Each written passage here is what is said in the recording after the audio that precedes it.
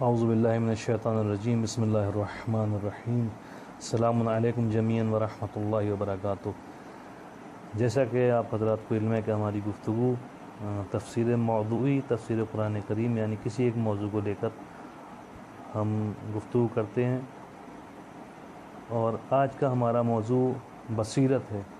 ایک ایسا لفظ ہے بصیرت کہ جو قرآن مجید میں ہے، اور اس کے بغیر ایک مومن کی زندگی کا کوئی فائدہ نہیں ہے، کسی ہدف تک مومن نہیں پہنچ سکتا اگر اس کے اندر بصیرت نہ پائی جاتی ہے۔ اور علماء مراجع کی طرف سے بھی یہ لفظ اس کو اہمیت دی گئی کہ انسان کے اندر بصیرت ہونی چاہیے، خصوصاً مومن کے اندر بصیرت ہونی چاہیے۔ اگر مومن کے اندر بصیرت نہیں ہے، بے بصیرت مومن ہے، تو اس کی زندگی گزارنے کا کوئی فائدہ نہیں ہے۔ جو آپ کو معاشرے میں کچھ آپس میں کشیدگی دکھائی دے رہی ہے ایک دوسرے کے درمیان، اس کی بھی یہ وجہ ہے کہ مومنین کے درمیان بصیرت کی کمی ہے۔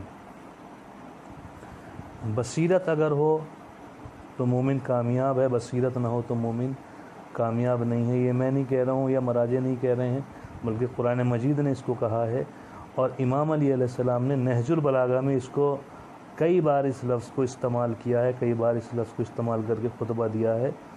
یہ کوئی نیا لفظ نہیں ہے بصیرت، اس کو ہمیں غور و فکر کرنی آخر ہے کیا۔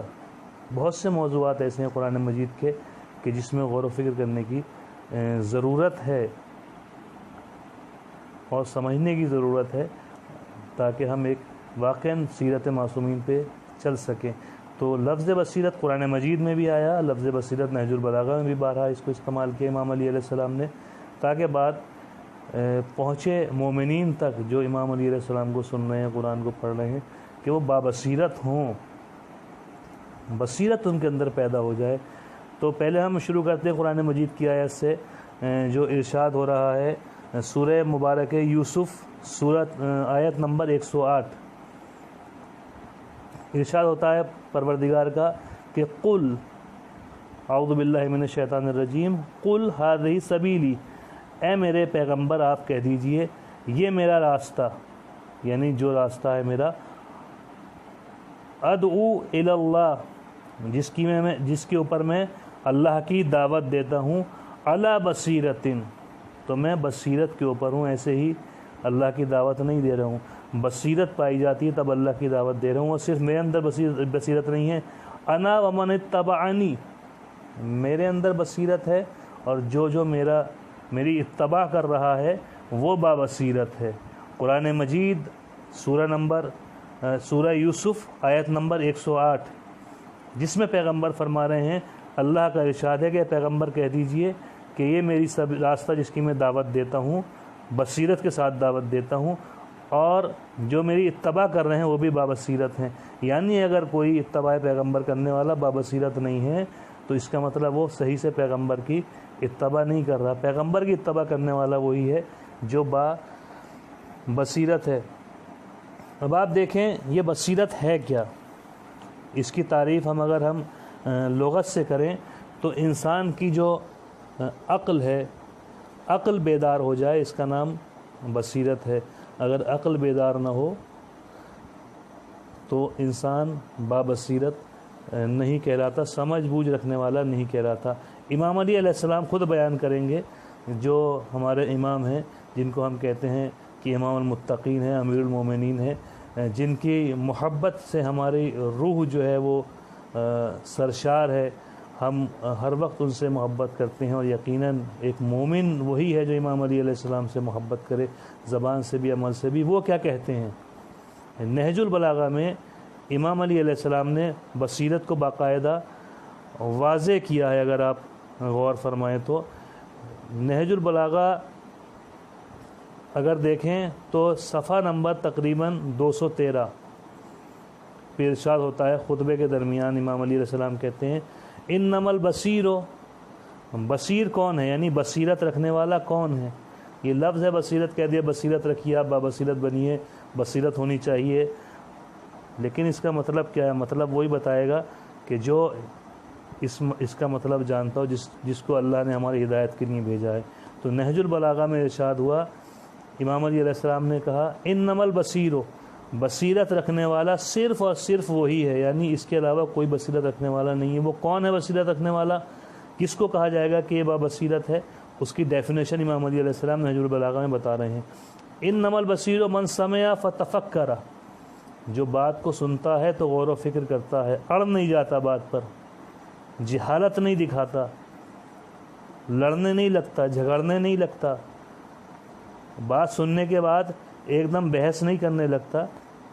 سمع فتفکر، چاہے قرآن کی آیت سنتا ہے، معصوم کا قول سنتا ہے، کسی عالم دین کا بیان سنتا ہے، کسی عام انسان کا بیان سنتا ہے، آپسی گفتگو، سب جگہ کیا ہے؟ سمع فتفکر۔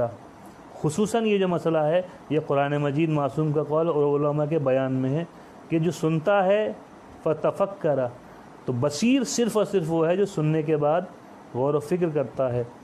وَنَظَرَ فَأَبْصَرَ، اور پھر اس کے بعد نظرہ، یعنی باقاعدہ ذہن اس چیز کے لیے آمادہ کرتا ہے کہ وہ سوچے، کوئی بھی بات ہو قرآن مجید کی، احادیث کی، علماء کی، تو بصیر صرف وہ ہے جو سننے کے بعد، پہلی چیز ہوتی ہے سنتا ہے انسان، تو سننے کے بعد غور و فکر کرتا ہے۔ وَنَظَرَ فَبَصَرَ یا فَأَبْصَرَ، اور پھر غور و فکر کرتا ہے، تو غور و فکر کرنے کے بعد وہ بصیر ہو جاتا ہے۔ کسی کی بات پر بھی ایسے ہی آنکھ بند کر کے نہ قبول کر لیتا ہے، نہ آنکھ بند کر کے دوسروں تک پہنچا دیتا ہے کہ جب آپ سے پوچھی جائے آپ سمجھے کہ ہماری سمجھ میں تو نہیں آئی، بات اچھی لگی، دل کو بات اچھی لگی تو ہم نے جو ہے وہ آگے پہنچا دی، ایسا نہیں ہے۔ سمع فتفکر، پہلی شرط بصیر ہونے کی، بابصیرت ہونے کی کیا ہے؟ سننے کے بعد غور و فکر کرنا کہ آخر یہ بات کہی کیا جا رہی ہے، پھر اس میں غور و فکر زیادہ کرتا ہے تو فابصر، تو وہ بصیر بن جاتا ہے۔ وانتفع بالعبر، اور جو عبرتیں ہوتی ہیں اس پہ کیا کرتا ہے؟ وہ فائدہ اٹھاتا ہے۔ ایسا نہیں کہ وہ خود بار بار تجربہ کرے اور بار بار تجربہ کرنے کے بعد اپنے تجربے سے خود کسی چیز کو آگے بڑھائے، بلکہ جو تجربے کر دیے گئے ہیں کس کو کیا نقصان ہوا ہے، کیا فائدہ ہوا ہے، دینی معاملات ہوں، دنیاوی معاملات ہوں، تو وہ عبرتوں سے فائدہ اٹھاتا ہے۔ ثم سلک جدد، پھر اس کے بعد کیا کرتا ہے؟ جب راستہ اس کے لیے روشن ہو جاتا ہے اور فکر کرنے کے بعد، سمجھنے کے بعد، تب اس راستے پر چلتا ہے۔ یوں ہی آنکھ بند کر کے کسی راستے پر نہیں چل پڑتا، نہ ہی آنکھ بند کر کے کسی کی تائید کرتا ہے اور نہ ہی آنکھ بند کر کے کسی کی مخالفت کرنا شروع کر دیتا ہے، جیسا کہ آپ حضرات چند دنوں سے دیکھ رہے ہوں گے۔ جددن واضحن، جو واضح راستے پر چلتا ہے۔ یتجنب فیہ زرعتن فی الہوایا، اس کا نتیجہ کیا ہوتا ہے؟ اپنی نفسانی خواہشات میں پڑنے سے محفوظ رہتا ہے۔ یتجنب یعنی محفوظ رہتا ہے، ورع فی ہوایا یعنی اپنی نفسانی خواہشات میں پڑنے سے محفوظ رہتا ہے۔ جہاں نفسانی خواہشات آتی ہیں تو غور و فکر کرتا ہے کہ آخر اس راستے پر چلنا چاہیے، نہیں چلنا چاہیے، تو یہ ہے بصیر۔ انما البصیر یعنی صرف اور صرف بابصیرت انسان جو سمجھ بوجھ رکھتا ہے، امام علی علیہ السلام کی نگاہ میں جو نہج البلاغہ میں انہوں نے ارشاد فرمایا، صرف وہی ہے جو سننے کے بعد غور و فکر کرے، اور اتنی غور و فکر کرے کہ اس کے لیے راستہ جو ہے بات واضح ہو جائے، پھر اس سے فائدہ اٹھائے اور پھر اس راستے پر چلے۔ اور اگر اس راستے کی رکاوٹیں آ رہی ہیں، ہوائے نفس ہے یا کوئی کچھ بھی بھڑکائے دے رہا ہے، تو اس کی طرف وہ توجہ نہیں دیتا، اس لیے کہ وہ خود غور و فکر کرنے کے بعد اس راستے پر چلا ہے۔ یہ ہے بصیرت، جس کے لیے پیغمبر نے کہا کہ جو میری اتباع کر رہا ہے وہ بابصیرت ہے، سمجھ بوجھ رکھتا ہے۔ یوں ہی زبانی اس نے اسلام یا دین نہیں سیکھا ہے، بلکہ دین کو سمجھنے کے بعد اس راستے پر وہ چلنا اس نے شروع کیا ہے۔ اب آپ دیکھیں، قرآن مجید کہتا ہے پیغمبر اسلام سے یقیناً جہاں یہ کہا جائے آپ سے کہ اکثریت ایسی ہے، اکثریت ایسی ہے، تو آپ کو برا لگ جائے گا کہ یہ تو سب کو برا کہہ رہے ہیں، یہ سب کے خلاف بول رہے ہیں۔ نہیں، قرآن مجید میں ارشاد ہو رہا ہے، سورہ فرقان آیت نمبر 44 میں ارشاد ہوتا ہے، اعوذ باللہ من الشیطان الرجیم، بسم اللہ الرحمن الرحیم۔ ام تحسب، انا اکثرہم، اے پیغمبر کیا آپ یہ گمان کرتے ہیں کہ ان میں سے اکثر لوگ یعنی جو بھی آپ سے ملتے ہیں یسمعون و یعقلون، کیا یہ سنتے ہیں آپ کی بات کو یا سننے کے بعد غور و فکر کرتے ہیں؟ انہم الا کالانعام بل ہم اضل سبیلا، یہ جو ہیں وہ بھیڑ بکریوں کی طرح ہیں بلکہ اس سے بھی گئے گزرے ہیں، اس لیے کہ جانور جو ان کا چرانے والا ہوتا ہے کم سے کم اس کی بات کو مان کر اس کے پیچھے چلتا رہتا ہے، لیکن یہ اپنی خواہش سے جب چاہتے ہیں جیسے چاہتے ہیں جہاں کو مڑ جاتے ہیں۔ اس آیت کی طرف اس میں نشاندہی کی گئی کہ آپ یہ سمجھتے ہیں ان میں سے اکثر سنتے ہیں اور سمجھتے ہیں، ایسا نہیں ہے، بلکہ سنتے اور سمجھتے نہیں ہیں، جہاں ان کے پاس بات پہنچی اور انہوں نے دیکھا اس میں ان کا فائدہ ہے اس پہ عمل کرنا شروع کر دیا، اور جہاں دیکھا ان کا نقصان ہے وہ اس سے رک گئے۔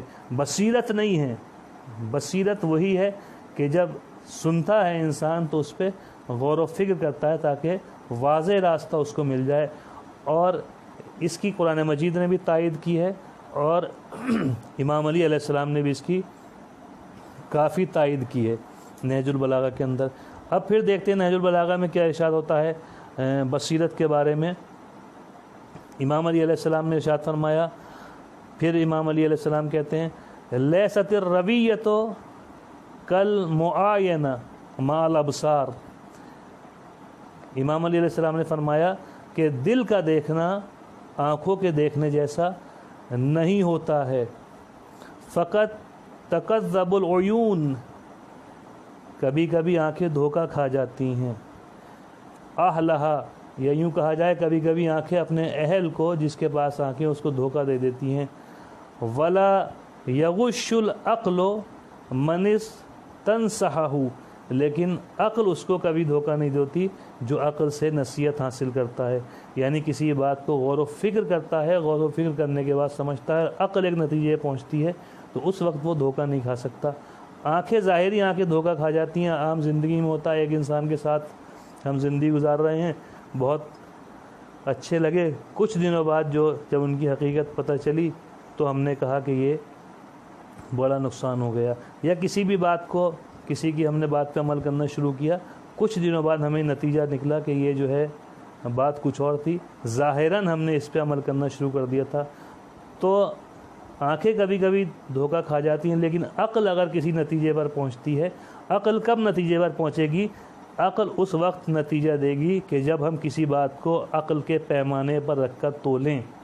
اگر ہم کسی بات کو عقل پر پیمانے پر رکھ کر نہیں تولیں گے اور ایسے ہی عام زندگی گزارتے رہیں گے تو کبھی بھی عقل کسی بھی چیز کے بارے میں نتیجہ نہیں دے سکتی۔ عقل نتیجہ دے گی جب اس پیمانے پر اس بات کو رکھا جائے، اور جب اس بات کو رکھا جائے گا تو امام علی علیہ السلام نے کہا کہ کبھی بھی یہ دھوکہ نہیں دیتی عقل۔ اب آپ دیکھیے بہت سی چیزیں ہیں جس پہ غور و فکر کرنے کی ضرورت ہے، اور موضوع یہ ہے کہ بصیرت کیا ہے۔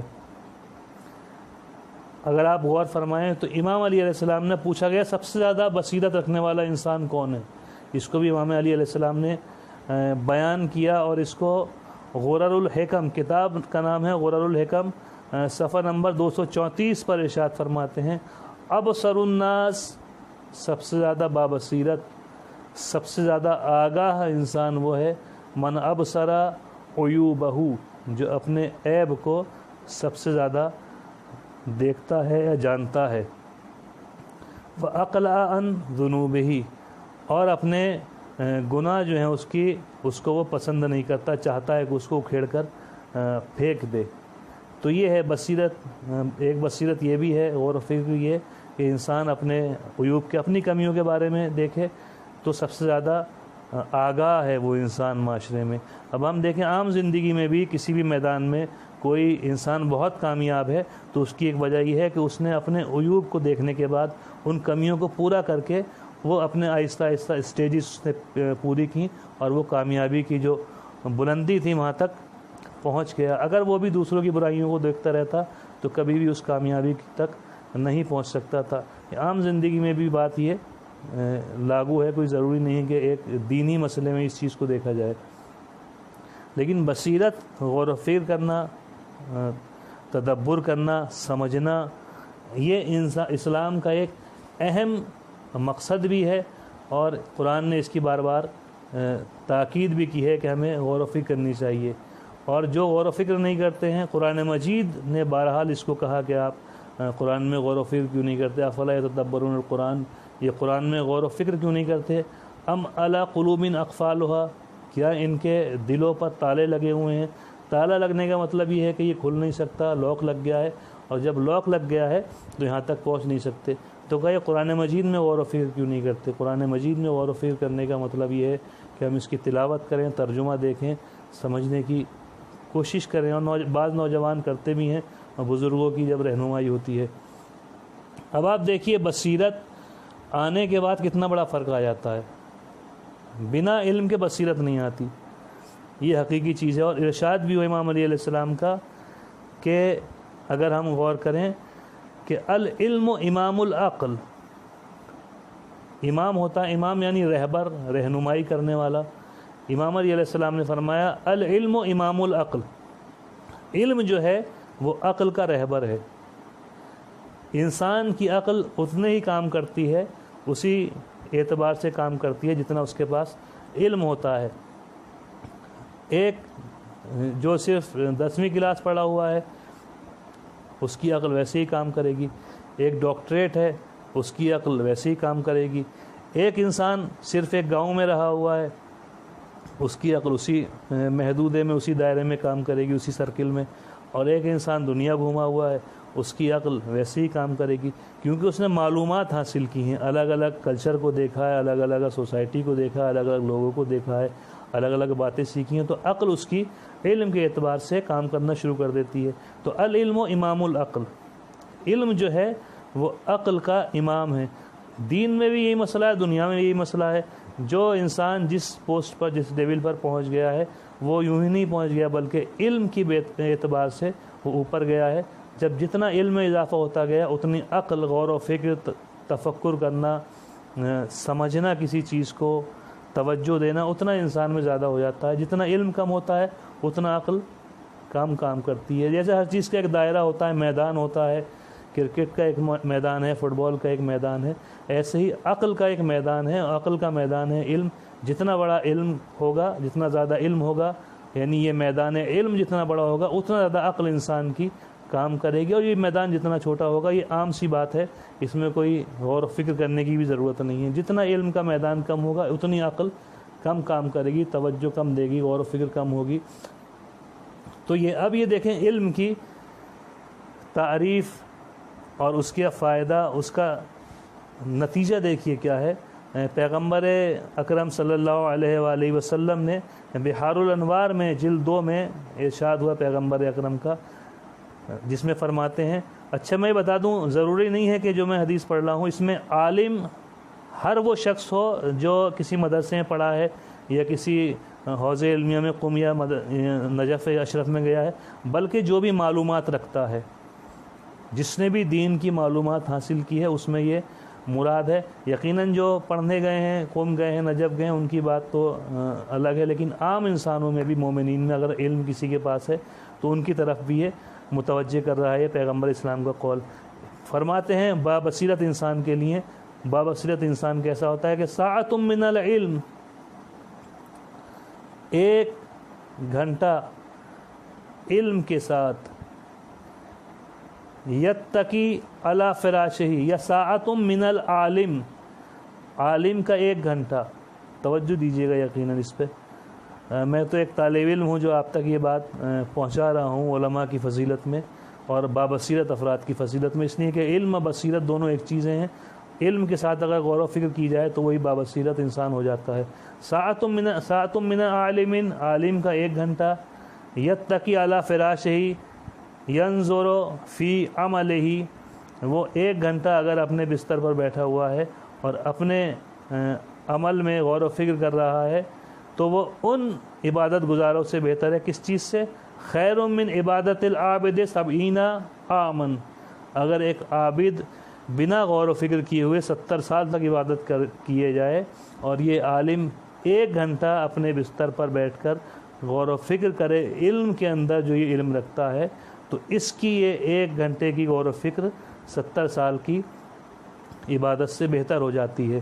مثال کے طور پر ضروری نہیں ہے گھر میں بیٹھا ہوا ہے، ایک کسی محفل میں گئے ہیں، مجلس میں گئے ہیں، وہاں علمی بیان چل رہا ہے اور وہاں پر آپ غور و فکر کریں، تو وہ ان عبادتوں سے بہتر ہوگی کہ جس میں غور و فکر نہیں ہے، اس لیے کہ غور و فکر کرنے کے بعد، علم آنے کے بعد انسان جو ہے وہ اللہ کے قریب ہوتا چلا جاتا ہے۔ مثال بھی ہے ایک، میں آپ کو مثال دیتا ہوں۔ اصول کافی کتاب کا نام ہے، شروع میں اس کے جو پہلی جلد ہے الکافی کی، اس کے شروع میں تیسرے چوتھے پیج پر یہ روایت ہے کہ ایک شخص بہت بڑا عابد تھا اور عبادت گزار تھا، تو جب فرشتوں نے اس کو دیکھا کہ یہ بہت بڑا عبادت گزار ہے تو اللہ سے کہا کہ پروردگار، اس کا اجر بہت زیادہ ہے کہ اتنی عبادتیں کر رہا ہے، تو اللہ نے کہا نہیں، اس کا اجر نہیں ہے۔ کہا کیوں نہیں ہے؟ کہا آپ خود جاؤ اور اس کو آزما سکتے ہو۔ فرشتہ آیا اور اس عابد سے ملاقات کی، کہا آپ بہت دنوں سے عبادت کر رہے ہیں؟ کہا ہاں میں عبادت کر رہا ہوں۔ کہا آپ کی کوئی خواہش ہے؟ یہ دیکھیے، بصیرت، عقل اور اس کے ساتھ ساتھ عبادت۔ آپ کی کوئی خواہش ہے؟